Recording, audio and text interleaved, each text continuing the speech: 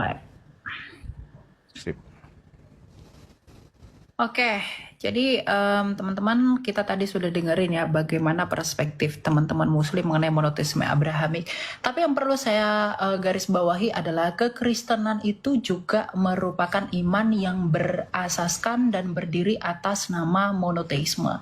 Ya, coba kita lihat bagaimana pendapat dari Agustinus Martir, Agustinus dari Hippo mengenai Allah kekristenan yang satu.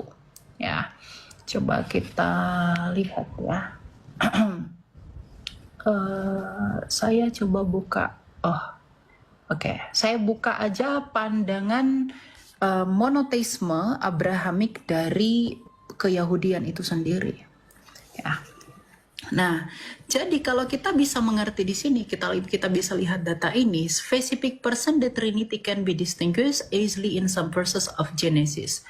Kalau kita melihat bahwa bahkan di dalam kitab Kejadian pun, iman Abrahamik itu memang mengacu kepada Allah yang esa atau Allah yang satu. Kekristenan dengan jelas dan gamblang kita mengakui iman yang satu. Tapi kesatuan Allah itu yang bagaimana? Nah, tadi kalau Bang Zuma mengatakan monoteisme yang mereka yakini itu adalah satu pribadi Tuhan, tetapi nampaknya iman Yahudi dan kekristenan itu mulai punya perspektif yang berbeda. Ya, coba kita lihat bagaimana pandangan Yahudi sendiri mengenai kata Ha Elohim di sini. Ini buku dari Jewish Trinity dari Yoel Nathan ya, seorang Yahudi.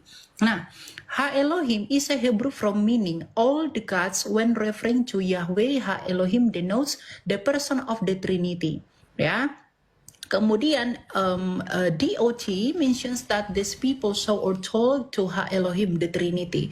Enoch dalam Genesis, bahkan Abraham pun begitu. Nah, kalau kita melihat Abraham menyangkut argumentasi dari Bang Zuma tadi yang mengatakan bahwa Abraham itu mengajarkan satu pribadi Tuhan. Tetapi kalau kita melihat di sini di dalam kitab Kejadian ya, yang merupakan sumber utama yang mengungkap siapa itu Abraham dan tertua, di sini mengatakan Abraham said God's Elohim.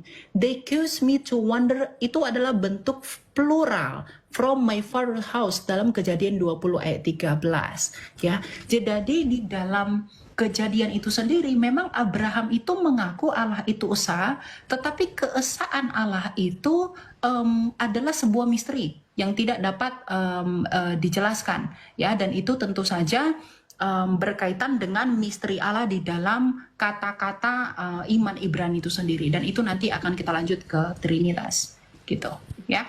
Ini nah, di dalam Trinitas, kita bisa melihat bahwa Tuhan itu dalam pengakuan iman kekristenan, kita selalu mengaku misalnya dalam pengakuan iman Nisea, bahwa kita percaya Allah itu esa. Tetapi keesaan Allah itu bisa dijelaskan yang dijembatani melalui pemahaman Trinitas. Jadi melalui Trinitas kita bisa mengetahui bagaimana dan seperti apa Allah kita yang satu itu. Itu tentu relevan dan lebih menjernihkan ide kemonoteismean Abraham di Perjanjian Lama. Karena tentu kita bisa melihat di sini bahwa Abraham itu tidak mengatakan God atau Eloah, tetapi dia mengatakan Elohim.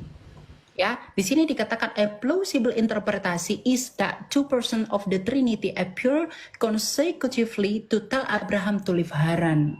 Ya, jadi memang Abraham itu menyembah satu Tuhan, tapi satu Tuhan yang bagaimana? Nah, ternyata itu sudah dijawab di dalam kitab Kejadian, teman-teman. Yang mungkin nanti kita lihat ya, di sini dikatakan gini. Pada mulanya Allah menciptakan langit dan bumi. Ada Allah yang kemudian dalam iman Kristen disebut sebagai Sang Bapa. Bumi belum berbentuk dan kosong, gelap gulita meliputi samudra semesta dan roh Allah. Ada roh Allah. Dan kemudian berfirmanlah ada. Jadi ada Allah yang disebut sebagai Sang Bapa, ada rohnya Allah yang kemudian disebut dengan Roh Kudus, dan ada firman Allah sebagai daya cipta Allah. Jadi meskipun Abraham mengajarkan iman monoteisme, dan di dalam Perjanjian Lama ide mengenai Trinitas itu sudah ada dan prinsipnya sudah ada, tetapi hanya kekristenan yang secara sempurna mengelaborasi kebagaimanaan Allah itu sesuai dengan sabda Tuhan kita Yesus Kristus dalam Matius 28 ayat 19 yang berkata, baptislah mereka dalam nama Bapa dan Anak dan Roh Kudus. Ya, jadi monoteisme Abraham itu dilanjutkan oleh kekristenan tapi dengan konsep dan pemahaman yang lebih sempurna. Begitu. Ya, silakan. Oke. Masih ada kayaknya waktunya ya? Enggak, sudah. Sudah habis. Ya, silakan. Terus. Oke, baik. Baik. Ya. Jadi kalau berbicara mengenai konsep ketuhanan, monoteism, itu tidak akan pernah kemudian berubah menjadi 3 atau berapapun. Yang namanya monoteism itu segala aspek yang ada pada dirinya itu harus merujuk kepada hakikat yang satu itu. Memang dikenal dalam tradisi Yahudi sama seperti di Islam. Beberapa kemudian kajian di Islam, misalnya dalam surat Taha, Allah menerangkan bagaimana dirinya, Allahu la ilaha illahu, lahu al-asma'ul husna dan seterusnya. Bagaimana kemudian Allah menyatakan diri, Tuhan yang satu ini menyatakan diri dengan berbagai macam-macam sifat yang ada pada dirinya. Dan kita kenal di dalam bahasa Ibrani juga ada Eloah, kemudian ada Elohim, ada Elohai, kemudian ada lagi yang disebut Saddai, sifat dan seterusnya. Bukan berarti nama-nama ini merujuk kepada berbagai pribadi, membagi diri dan seterusnya. Karena pencipta langit dan bumi namanya monoteism, berarti dia menganut ajaran satu tauhid. Seperti misalnya ketika kita berbicara mengenai Yod-Heh-Vav-Heh, seperti di dalam kitabnya saudara-saudara kita Yahudi, bagaimana mereka memperkenalkan Ehye atau Yod-Heh-Vav-Heh atau Hasem yang mereka kenal kemudian. Itu tidak merujuk kepada hakikat yang 2 atau 3, tapi merujuk pada satu hakikat saja. Ini yang perlu dipahami. Sehingga ketika kita berbicara mengenai ajaran Abraham, Abraham memperkenalkan Tuhan. Hanya satu Tuhan, hanya satu pribadi, satu hakikat. Bukan menjadi berbagi-bagi nantinya.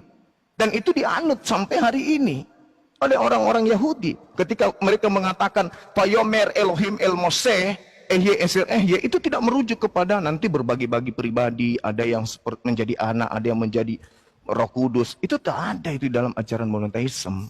Itu ajaran yang muncul belakangan. Kenapa demikian? Karena di dalam kitabnya orang Yahudi itu yang menjadi tonggak akidah mereka utamanya di dalam 2 Samuel 7:22 misalnya. Tuhan itu maha tinggi sehingga dia tidak rendah. Karena kapan dia turun rendah maka dia akan serupa dengan makhluk. Dia akan serupa dengan makhluk. Karena dia serupa dengan makhluk maka dia akan dipersamakan dengan makhluk. Dengan demikian maka tauhid itu gugur, satu Tuhan itu gugur karena dia serupa kemudian dengan makhluknya. Apabila Tuhan itu sudah serupa dengan makhluk, maka dia tidak layak disebut Tuhan. Dia layaknya disebut dewa-dewa gitu. Nah makanya saya mengatakan, ketika berbicara mengenai Tuhan, Tuhannya Abraham, Abraham memperkenalkan kemudian pencipta langit dan bumi, itu cuma satu. Cuma satu. Orang Yahudi mengenalnya dengan Hasem, dengan konsep Yahweh, dikatakan di kitab mereka bahwasanya perkenalan ini kemudian muncul kepada Abraham, muncul kepada pengikutnya Ehye, Aser Ehye, bukan merujuk kepada pribadi yang berbagi. Bukan artinya nanti akan terpecah-pecah, begitu zamannya berubah, maka Tuhan memperkenalkan diri dalam bentuk ini, dalam bentuk itu tidak diajarkan. Dan itu sifatnya masih ada sampai hari ini.